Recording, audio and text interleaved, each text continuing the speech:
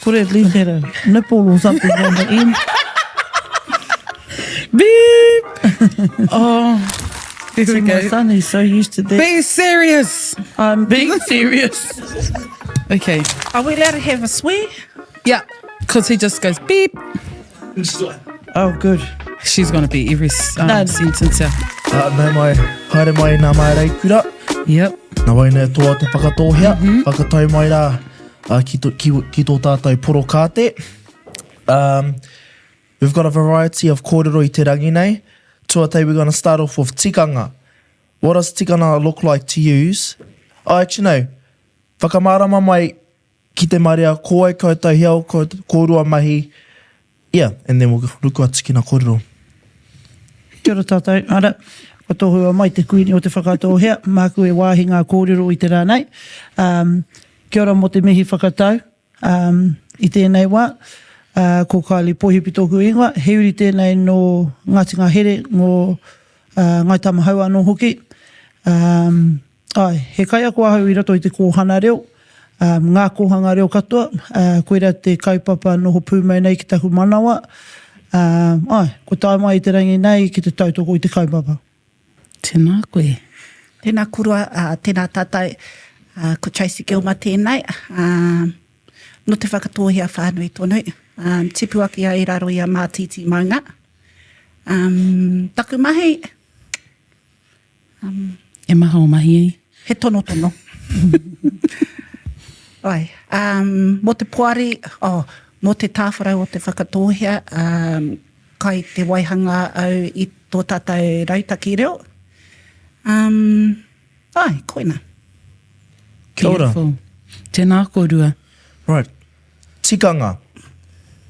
Kia kore o tātou mō te tikanga.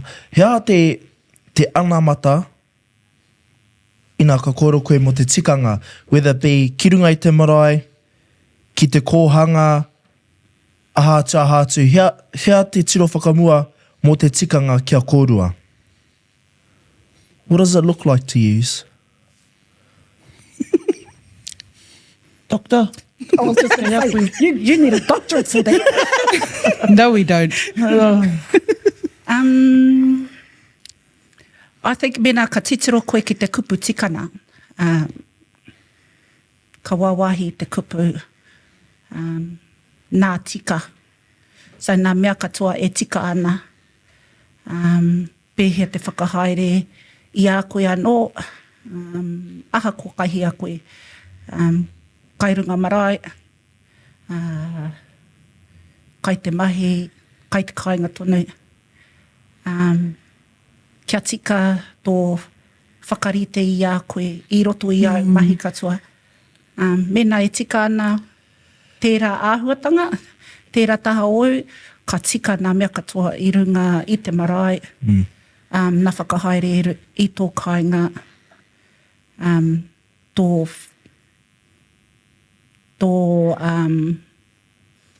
whakahaere i a koe anō i te mahi. Yeah. Yeah. Hei tīmatanga. Pai nā kōrero Auntie Trace. Tikanga. Me mate te tikanga kia ora te tikanga. Koera te tino hua o tō tātou ao Māori. Ko nā tikanga o nehera, kāri te rite ki ngā tikanga o nāene.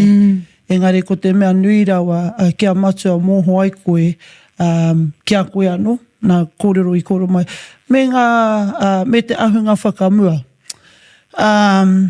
Tēnei mea te, hei tauira atu, mō tātou tamariki, te ruku hea i roto i tēnei mea te haere ki te kimi mā tauranga, te haere ki ngā whare wānanga, hei aha wera, me haere rato ki te moi wāhine, kia whai uri tātou, kia ki katoa tō tātou au i ngā moko puna, koera te kōrero nui e tika ana. Koera te kōrero e hihia nei te whakatakoto ki te marea. Hei ahanoa te whai mātauranga ki wāhi ki atu. Noho ki te kāinga. Moi ato ka whanaunga. Kia whai uri ngā iwi, ngā hapu. Wera mea, he tikanga tērā, no nehera. Holy crap. Nā tau ki te tama I te rangi nei. Kua rere mai koe, boy. Yeah, and the Auntie Tucker's texting us, you make sure she keeps on track. Well, she ain't e te whānau. She ain't. Oh, tēnā korua. Cuts. No. So, this can go anywhere, eh, with tikanga. Tikanga o te marae. So, great example. We were at Louis Tangi, and these people were trying to come to the back door, and I kite a Kylie I a rātou. And she goes, hey, get to the front now. I love that. E pupuri tonu ana ki ngā tikanga o rātou mā. So, yeah, hea ngā tikanga o Maranui, o Waiaweka? Because we always see those ones that will just come, straight to the back. Nā pāpaka. Well, moku ake, mēnā kua tai mai te tūpaku ki te marae, aha koa no wai te marae, me whakaeke koe ki runga i aia. Auare ake te kuhu pāpaka mai. Yeah, mā tērā ka aha. Kāre tai koe te tuku i tō aroha ki te tūpāpaku, ki te whānau kua pani nei, me tika tō whakaeke. Yeah, tautoko I tērā. And kare te tino mōhio nā te aha, ka pēra te nuina o tātou whānau, mena patu ai te whakamā, mena kari te mōhio ki nā tikanga. Ai, e hea ke nā tangihana kua haere, ai, I roto I tō ao. Me haere mā te tatau, me haere mā te tomokanga, me haere I runga I te karanga o te mate. Kia ea ai tērā āhuatanga, kia ea ai te taha wairua, rātou kia rātou. Yeah. Engari kia kawea tonu rātou I te kanohi o rātou tipuna. Kia mihia ngā tipuna, kia poroporo akitia ngā tipuna. Kua kōwai. And koeira I pērā ai. Engari, mena ka tai atu koe ki te marae, mua tonu I te tūpāpaku, tōna tikanga kai te whakaritea mai koe te marae. So, he tikanga o nō tira. But, it's a bit of a thing with our people, trying to create safe spaces for them to be comfortable in the skin that they know, but they've got to do things the right way. You can't just always stay, nothing grows in comfort. Yep. So if you always stay in what's comfortable to you, you'll never push yourself to be more than that. So, I roto I wā mātou tikanga, we have to be upholding wera mea katoa, te whakaeke, te whakanoa, te tapu, wera mea katoa, because that was imparted to us. And ko tātou tērā ka whakaau atu ki roto I ngā tikanga mō te katoa. Because the tikanga we practice has to be the example for our tamariki. So that tai atu ki a rātou, e hara I te mea kua rapu I roto I ngā puka, kua kite I runga I ngā podcast. Engari, that's something that they've lived and breathed, and they know the answers no matter what the situation is. And, ki te hanga koe he tikanga, oh boy, you weren't paying enough attention. So me hoki, me haere ki ngā marae. Kua no wai te tangihana, even I te rangi nei, kai te tangi hia ki runga te marae o opape, me haere, it doesn't matter who the tangi is, kai te haere koe ki te kawe I ngā mate, kai te haere koe ki te tautoko I te whānau, kai te haere koe because our tangihana are the ultimate wānanga for our people. Kāre he wānanga tuatu I te tangihana. Me mea kai te whakaeke koe I te marae, mena kai te nō koe ki te pai, mena kai roto koe I te kauta, mena kai te kohi kai koe, wera momo katoa, koeira te wānanga tapurawa nei. So we have to find ways to make sure all because our marae need people to survive. Absolutely. How do we get them back? Wera te mahi nui ne chose. Mahi nui rawa. Koina te pātai ngā wā katoa, like, how do you get the people to come back to the marae? I think first off, me tuku aroha koe, me manaki te hunga, e whakaeke ana. The people won't come if you're not looking after them. However, our way of looking after them is, because, Kylie's just like, get at the back. Yeah. But he aroha no te aroha. No matter how it's said, you can still feel the aroha towards or from a person. So I think if you want your marae to be ki te tangata, you have to learn to look after them. Look after them well. Yeah, regardless of where they are, what their position is on the marae.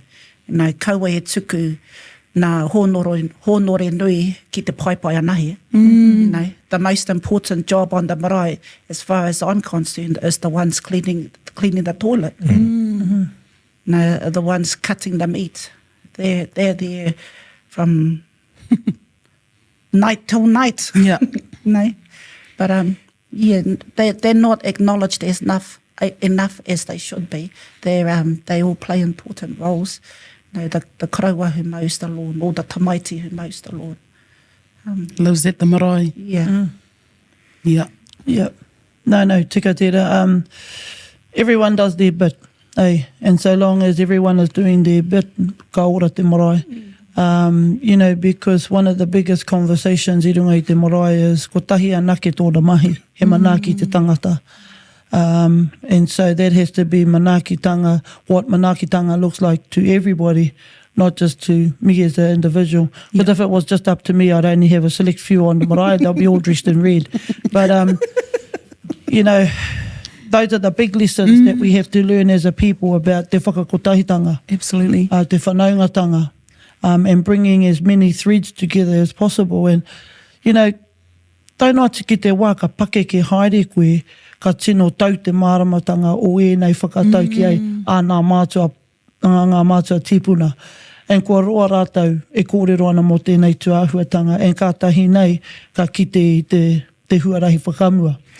And so when it comes to our tikanga, we still have to be seen to nurturing and upholding nā āhuatanga, especially like when it comes to tangihana, when it comes to even ngā tikau mārua, ngā rā, ngā āhuatanga o te rā, especially with the change of guards too.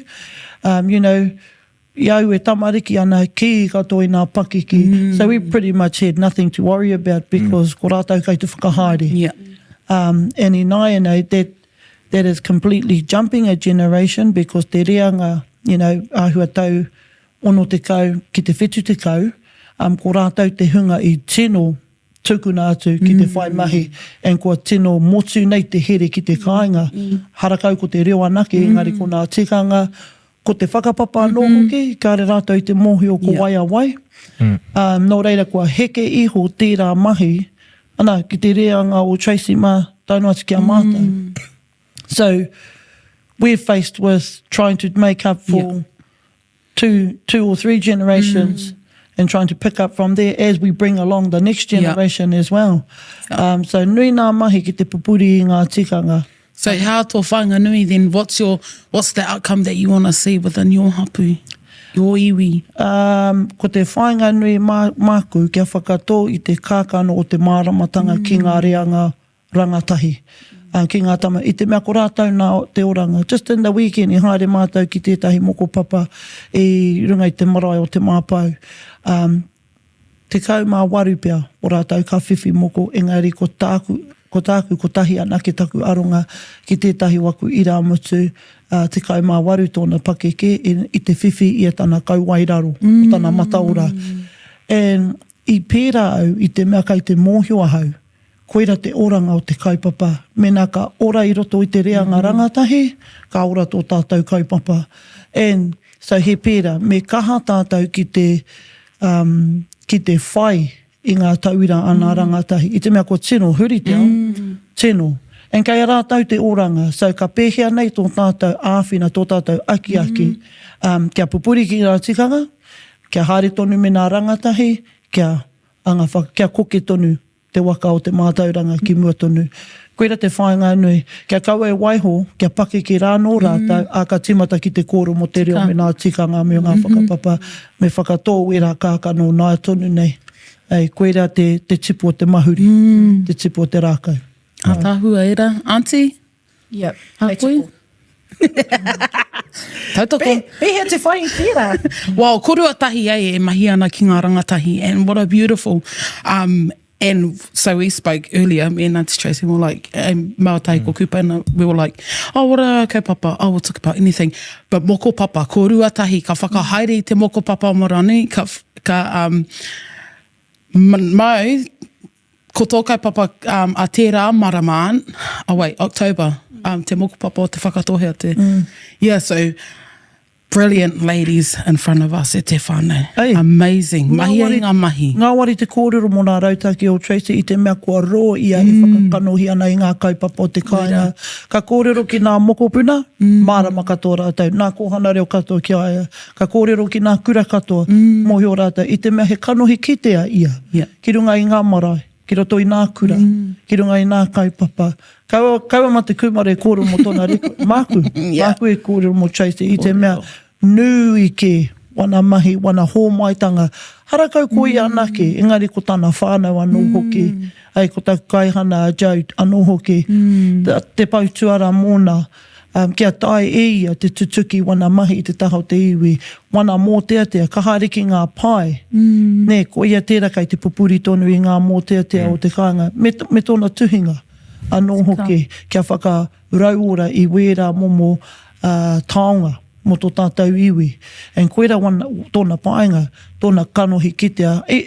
Tai atu ki nā kaupapa, a nā kēngi, tai atu ki nā kaupapa, hā kina o te hāpori katoa, koia tēnā e whakakanohi nei. En kai te mōhio te iwi, mena he kaupapa, haere ki aia. Kōrero. Tika. Ai. Tika. Me wana tamariki anō Yeah, hoki. because you're the lady on boy, eh? The auntie with all the jobs, eh? You too, eh? Koruatahi. 100% kaupapa. And you know, like, I'll be honest, like, I know how tough you are, but wetahi wā, like, it's a lot. And sometimes you two don't get a break. Kei haere ki Tahiti. Oh, let's go. Let's go. Yeah. But nā Let's go. tika... Is my cousin paying for that? Shut up. Just e pāna ki te moko papa. No, going back to Kylie, like she's been the kanohi of it. E hea nei tau. Since she got hers. And I talk about it a lot because, you know, when she first appeared with that, you know, the iwi, honestly, the iwi just freaked out at it, you know, because we hadn't seen it for years. You know, like Nani Hene, Nani Rea, they were the only ones I'd ever seen with a moko. And then ka tai mai a Kylie, and then from there it's just been like a naruiti, like a ripple effect. You know, she's championed it. Her and Louis tangi āhua. No, ka mihi kia Louis, no rauatahi I a tau ka tū te kaupapa ki marae nui, te moko papa ki marae nui. And it's always, Tracy, gonna get done. No, aha kua I reira te hia. But no, like I just wasn't ready with it myself. And then we had te tarata and nei ka tai mai me waraua whakaro ātāhua rangatira ke nei. Nei hei koha atu ki te kaupapa, you know, we hold a moko papa. And I think 12 of us got done that day. 2, 4, 6, 8 got done, and 4 got their lips done as well. And then from then on, like it was kind of like a deal. It was a deal breaker. I had to make sure that we hold one every 2 years. And so I think we're cracking it. Yeah, Yeah.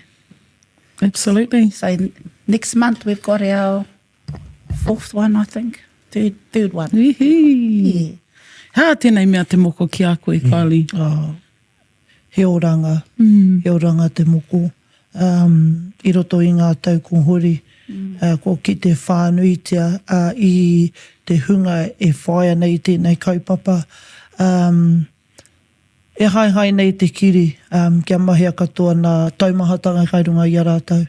Harakau ko rātou anake engari ko ngā whakarianga. ngā taumahatanga, ngā āhuatanga. Ke tai rātou te tū I roto I te ao, e hia nei I rātou. So, yeah, no, it's a lifestyle. It's just part of who we are and where we are from. And I guess this year was probably the biggest representation of that, coming into our 16th year. But also for our girls, our young girls to be receiving their moko at 13 years old. And yeah, I'll be honest, me pono ahau, there were a bit of maharahara there. More so about the physical pain, but not so much the spiritual and all the rest of that, because mentally she was ready. Culturally, spiritually, korere. But the physical pain, for those of us that know, and that are even on the fringes of getting that, that's probably the biggest thing that we're looking at. But for her, there was no maharahara. The thing that it demonstrated was that usually moko papa are filled up with pakeke and whaumātua and all those kind of age groups, but this one was just ki rawa I te hunga rangatahi, ki rawa I ngā tamariki moko puna. And again, going back off the what's the vision moving forward, that's the vision, ka ora te kaupapa I ngā tamariki. And so, yeah, and even some of the questions that came up in that tikanga was about, Kio, kei te whiwhi koe tō moko? Ai nen. E hea tō pakeke? Te kai mātoru. Heka. Aua, pone tonu koe. And she goes, kao nen. E whiwhi au taku ma te wahine I au e te koutou ana, kōreri au te whakawhānau tamariki. So, I roto I tērā kōrero, ka haru mai taku auntie kia hau me te katu. Heka. Mautawe o nā tamariki nei.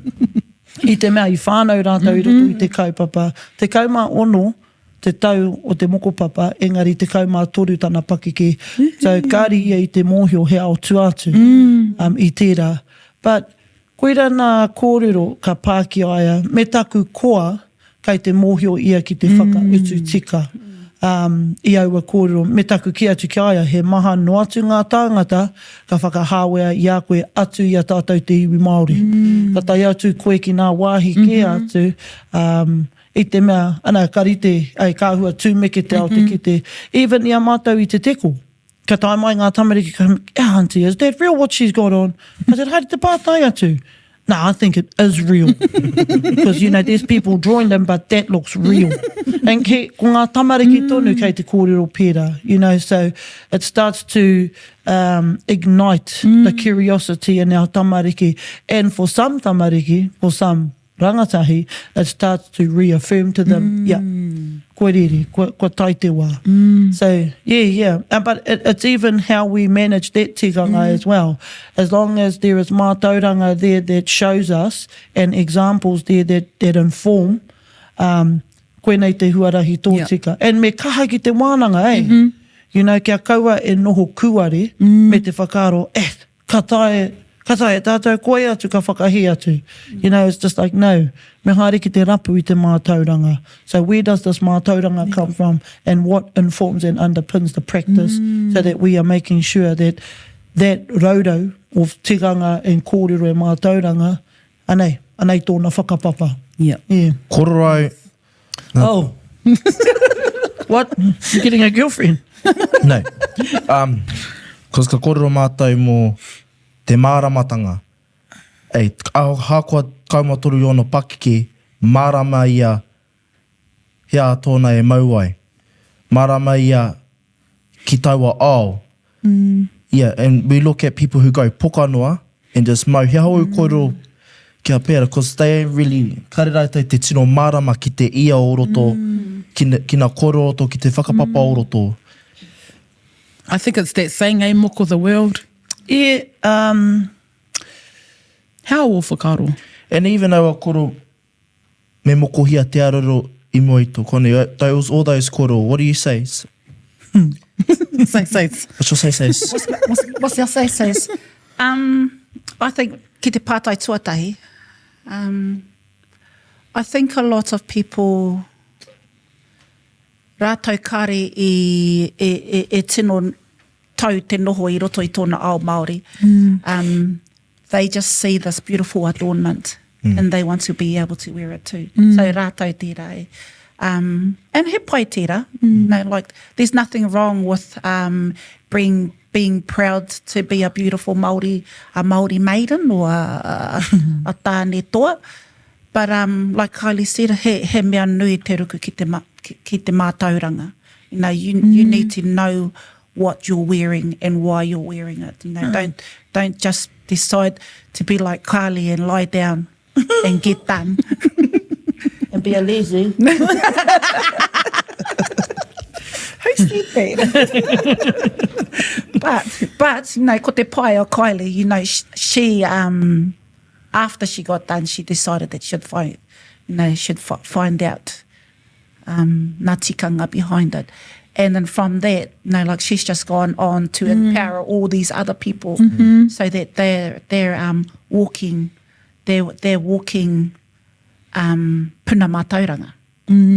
Like our girl was the classic example of it. She's beautiful. And the way she conducted herself on that day, rātou katoa, they were amazing. Like, and if every person who got done conducted themselves the way those girls did on that day, we know that our tikana around moko is going to be... He taonga haere ngā tai. It's beautiful. They were beautiful.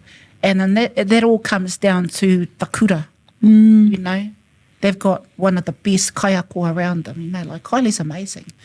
A lot of people don't agree with it, but she is. You both are. We're lucky. We're really lucky to have And what you. was your second one? I can't remember. Moko te are. Oh, yeah. Yeah, what do you think? Because you're a whakaraura i te reo Māori o te whakatohea, how o kōrero mō arero tō arero? Reo tō... What is it? It's... Arero tō arero. That sounds like a different story. Well, what is it? Moko i tō arero. Moko i tō I arero. wai tō kanohi hia. Yeah. Well, kei te tangata te tikana. Yeah. If they want to be aware of moko and they don't have their reo, but they want to wear it, then so be it. Ko te reo ka whai.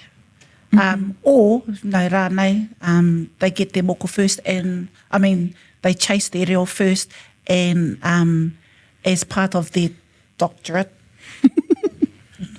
A koe?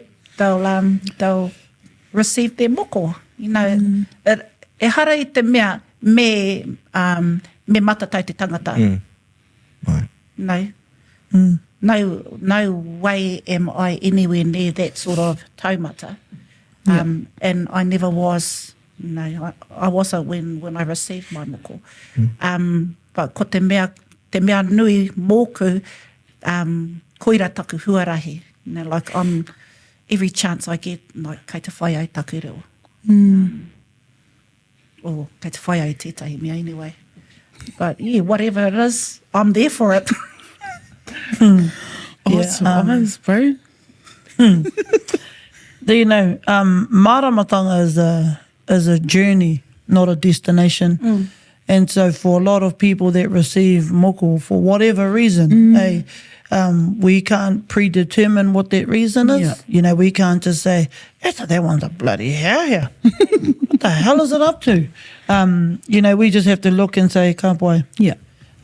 Because in that māramatanga, kei te whai rātou, i ngā tikanga e tika ana mō rātou. No one would be able to fill the shoes of Tracy in terms of tikanga. But they can do the best that they can. And I think that's what's important to remember about people who kei te mau moko. Because there are a lot of cowboys out there that are just doing moko on anyone and, without the right kind of foundation. Go, say it. I had a dream last night. Okay, let's hear it. Let's hear Did you have it. clothes on? I had a dream. And Uncle Dudu. Oh, here we go. You too. Uncle Dudu was doing Mama's moko. What did it look like? The KKK? It looked like this. Hey, speaking of dreams, I had one too. Mrs. Moore, he come back to be the reliever at the kura. Yeah. Yeah. Oh, funny. Yeah, you too. But how did the moko end up? Oh, I woke up. Ekore. Oh, our uncle. Oh, used to it. I had my swear, sorry. That's all right. But That's that one funny. woke me up too. Same. Oh, yeah. And, you know, the moko i tō arero, i mo i tō kanohi, karohai, that's sad. That's a sad statement to me, because that's just one tonga oppressing another tonga. Yeah.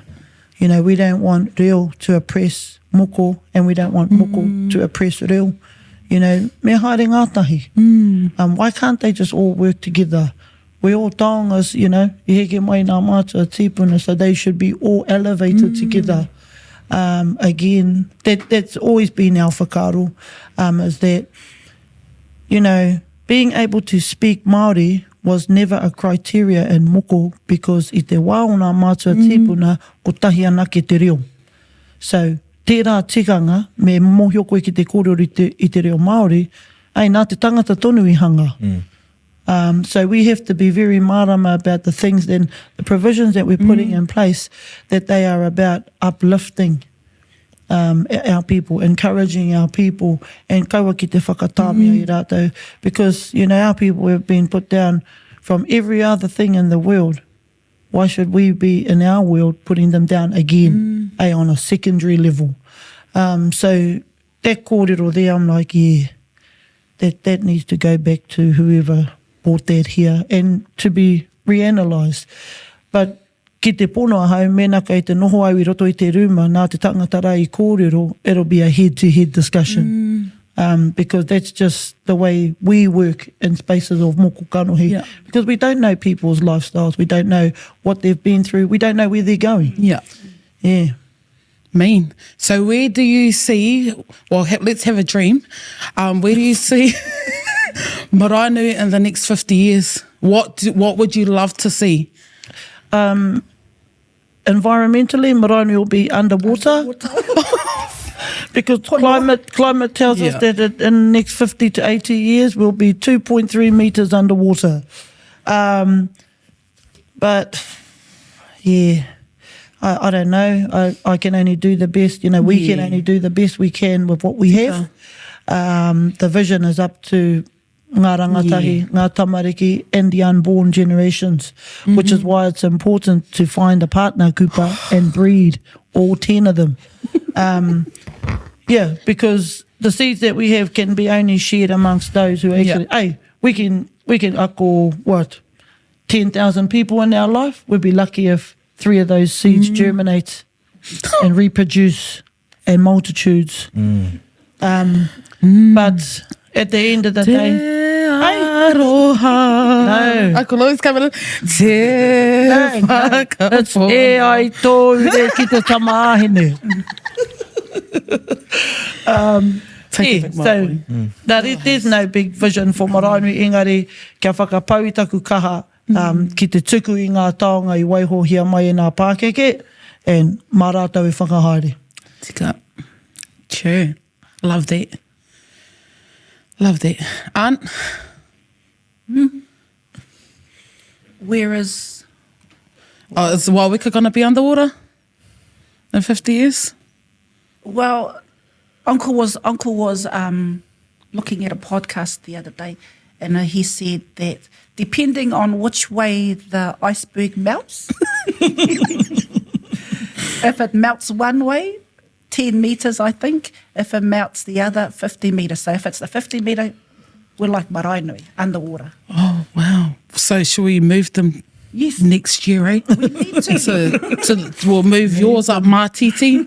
We'll move yours up your maunga. Yeah, no, they got to move, man. Well, we at least got to have a plan for what that move looks like. Eh? Yeah. Kia taiki tōna wā. But, you know, nā whakaputa mohi o te kaia, kei te ki, the sea's not coming to us, it's receding. Dude, look, our water used to be just here. Now it's a whole bloody few hundred metres up the road. I'm like, So what's the plan? tika e. Tika Te tonu. kore anō wau. Right, kia ora kōrua. I think Wrap it up. wrap it up. Do you have any kōrero that you want to share? Like, kei a kōrua, te wā. This Should do like a...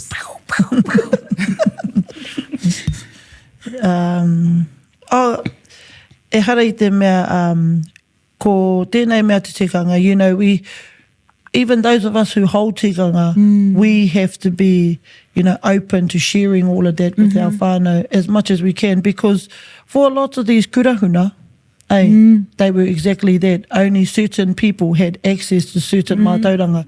I mean, it's still like that with my koro today. Yeah. You know, people will go and talk to him about whakapapa and he'll just close up.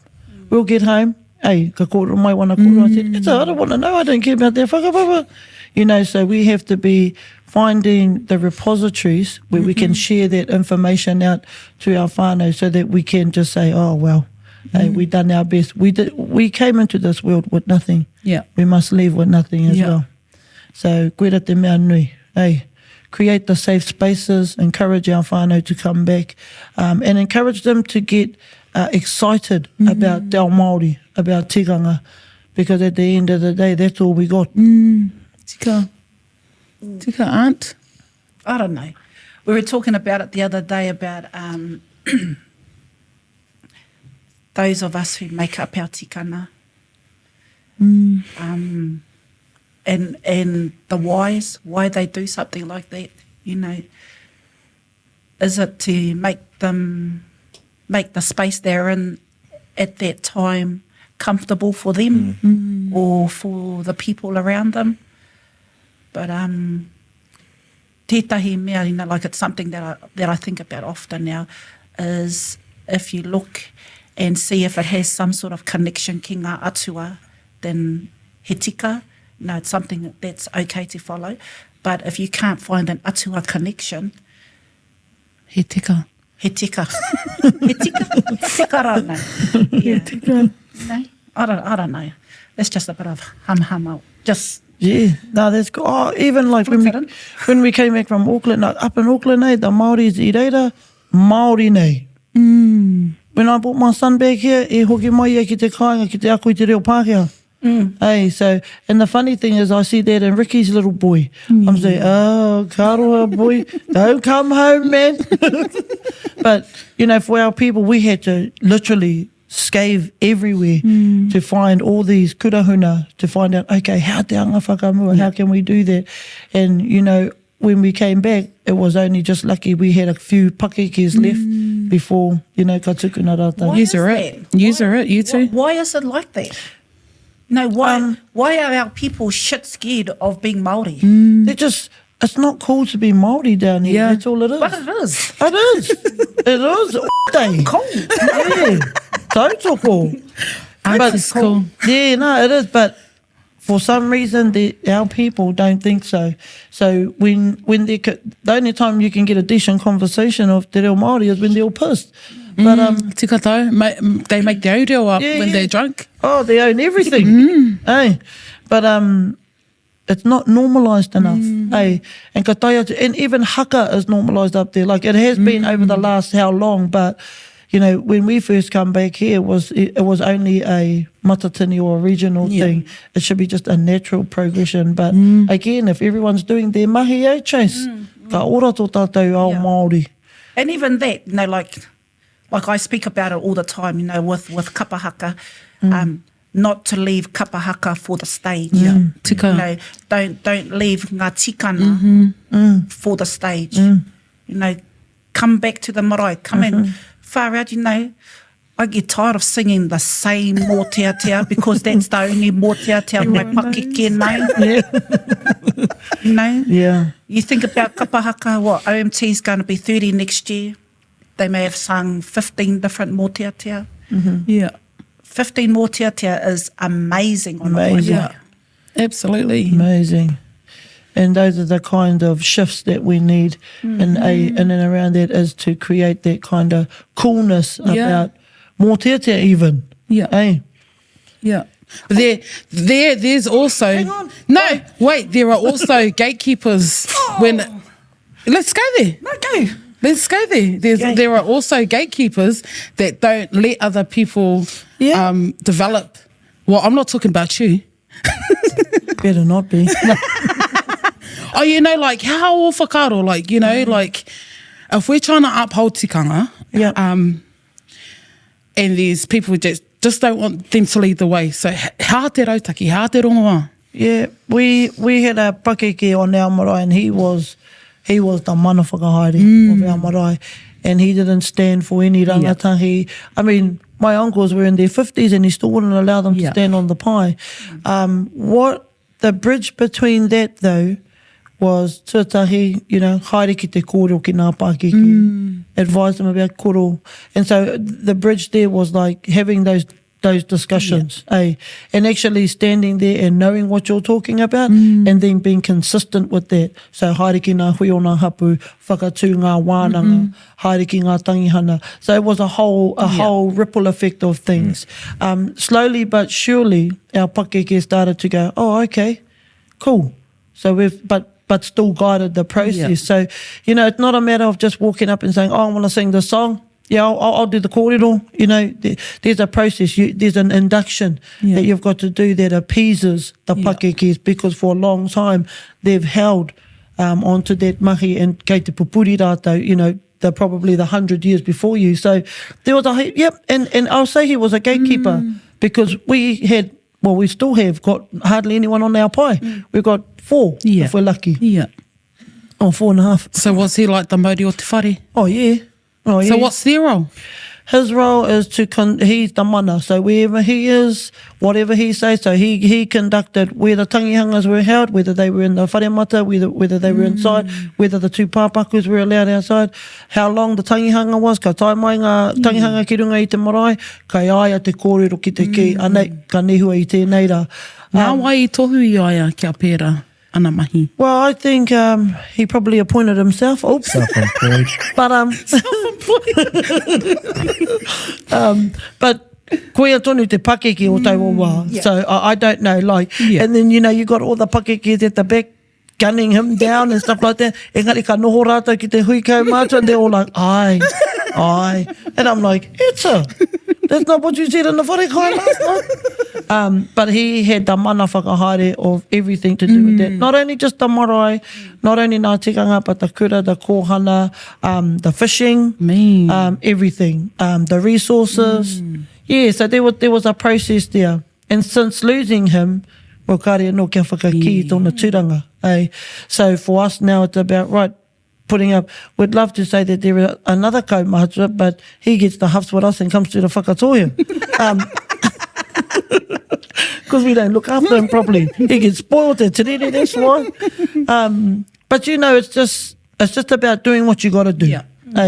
At the end of the day, it's got to be done, because manaakitanga tells us that, you know, the ope that's coming on doesn't know the dynamics that are happening here. So whakahaere I ngā mahi e tika ana. Rawe. Aunt? Okay, so, kai te kōrero pērā mai koe, hea hao o whakaro for a karaua who has mokopuna or tamai, who has a tama, matatau I te reo, and he won't let them speak on the marae because he's still alive. Does he speak on the marae? No. Hea hao whakaro ki tērā? Yeah. Kōrero. You got to get the job done. Yeah. Yeah. Right. You know, you got to get the job done. You've got to get the job done, people. You've got to get the job done. Again, because the ope doesn't know the dynamics, and nor do they need to. All they know is we're standing here waiting and we want somebody to whakatau us. Otherwise, give the mauri here and we'll whakatau ourselves. The job has to be done.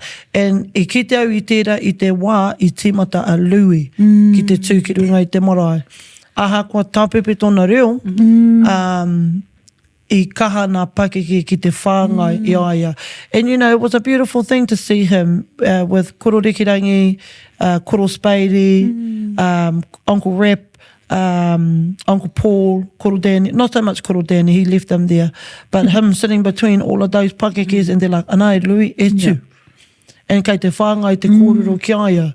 Ei, me te mōhio, kāre tēnei hea i te mōhio ki te reo Māori, engari ko tāna ngākau. Ei, so, ia te wāka ki te rātou i aia e pakari haere ana.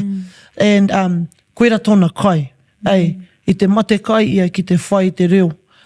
Me i te taha o nā pakeke. So, kāri i haere ki nā kura reo, kāri i haere, although Crow should have, hey, no, wanted to sit with the old people and have cup of teas there and learn that way because it resonated better with them. But yeah, at the end of the day, I think we have to make a decision to allow our next reanga to come through in a safe way. Hey, kia kaua rātou e hama here, but kia tuake tātou ki te ki, wa hea te tikanga o tō tātou whare.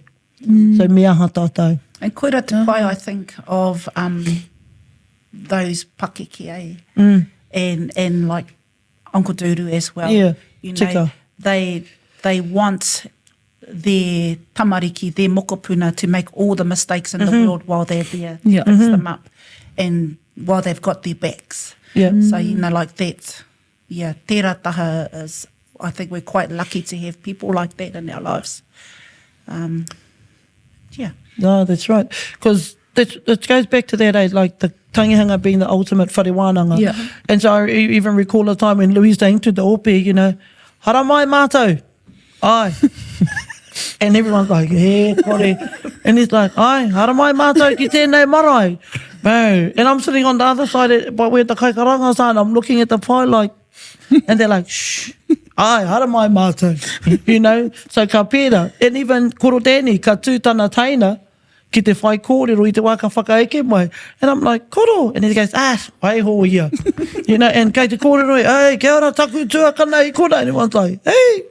You know, so when we see those sorts of things about tuakana taina and all those, I think those, me mate te tikanga kia ora te tikanga, because those were in a time where there were an abundance of tuakana and an abundance of taina e matatau ana ki te reo me nā tikanga. Now, we're lucky if we get 2 people on the pie. Honestly, Yeah. Honestly. So, mena kei te mōhio tātou ki wa tātou whakapapa. On one line we're taina, on the other we're tuakana. So, we just have to be marama about what we're up to and keep it safe. Yeah. Like a condom, not for you. Anyway, quick fire questions. How many times, when you whakaeke onto a marae, tangi, any kaupapa, how many times do you stop? 1. Do you? 1. Woo-hoo-hoo-hoo. Why? Well, that's to te hunga mate. So walk up, 1 stop. 2, sorry. Walk up, 1 stop to the hunga mate, carry on, finish, sit down. 2, sorry. 2? Mehi ki te whare nā mate 2. Okay, 2. What's your most awkward whatever at a tangi? Did you have a kungi? Like, you know, kungi on the nose, you kiss someone on the nose because you don't know what to do? You know, Hā te rautaki, what do you do? I actually hate doing the ruru. You know, I know it's significant and stuff, but it's just yuck. And especially when you have to sit down in the paitapu, or when you're on the wharemati, it's even worse because everyone comes in, they blabber all over you. Like, you seriously need wipes, you need a whole hand kit of sanitizer, wipes, moisturizer, because ka hanga, and then their breath. Hey, fuck. So I'm not a fan of it. If I can dodge the ruru, I will. I'm going to watch you now. So ka tukuna I te katoa, I'm like, haere nā pakeke. Haere whāna, kei te pai. I just try and avoid it because I just don't like the contact. I know, I'll kiss the koro I like. Later on. Be like Murray, hang on. O tai hoa. Aunt, awkward? She kisses everyone. She's too nice. Yeah, she is. Yeah, most times. And but no, I've kind of gotten into like Kylie, I've got into a place where like ka hoha, you know, the lines are too long. And you know, like, I think I've already acknowledged you in the karangas. I just park myself behind nā kraua and I sit on the seats. Time for a new tikanga, I reckon. What? Hā tera? Oh, yeah? Powder, bro. Okay, have you had an awkward moment where you started a song while someone was talking? I know you have. You done it to Louis, eh? I do the it time. to Louis. You know those, you know, no, I just, oh no, just for clarification, I don't stop once I start. I had an awkward moment. have you? Yeah, at the marae, we had a kai kura, because I normally do our Was she pretty? answers. No, but because I didn't know our kura was on the side, I stood up to sing one side and the pai was singing, and then you had the kids singing another song. And then we're colliding, trying to figure out which one to do. So we just had to restart. Yeah, nah, paitira. Well, That's Delamere Cup stuff. yeah, but like, you know, why don't you Just sing stop louder. and just turn around first? You know, Sing louder. Because I sing the songs. that's Hey, it. mama, I'm the boss. Hey, say, But that's- I'm the boss. What I'm trying to, like your whai kōrero on the weekend, when I told you need to come to me and do a learn, this stuff here, What happened? it's just like you need to just take a breath, like just stop. But you get such on a roll. I'm just like, Cut us off, my boy. Cut us off. Let's go.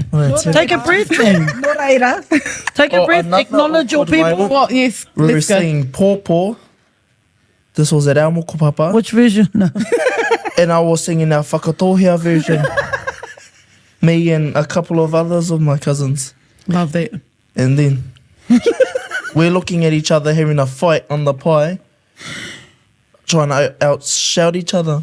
And our manuhiris, none the wiser, looking at us. Wow. What culture. And E mihi ana kia kōrua tahi whaiwahi mai kia mātou. Thank you both so much for being here today, and we really appreciate you. Well, I do. hey, I wasn't even finished. We just warming up. No, we're finished. Because it's like, I'm sure your next hui's at too. Taku iwi tuatahi, man. Carry on. Nah. I'm not finished. Are you not finished? They're not finished. Zane finished. Drag us all the way here just to get us warmed up and say, here's your Well, chocolates. we'll have episode 2. We'll do another episode with these two. I think ngā tikanga, ngā tangihana, ngā moko papa, all of that. Kaipera. I'm busy. No, yous or not. Toa.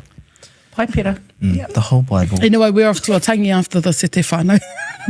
Like actuals. Yeah, actuals. But e mihi ana kia kōrua. Wai maria katoa mātou ia kōrua. Keep doing the do's. Hei painga mo te iwi. A koe, my boy? Ka kite. Hold on, we've got to do a pukana. You look at saying your best waioweka maraenui pukana you can, ever do. Tahi, rua, tore wha, pukana, boo! Man, What was that one? 2 hours. What's that? Nearly. Thanks. Want a lolly?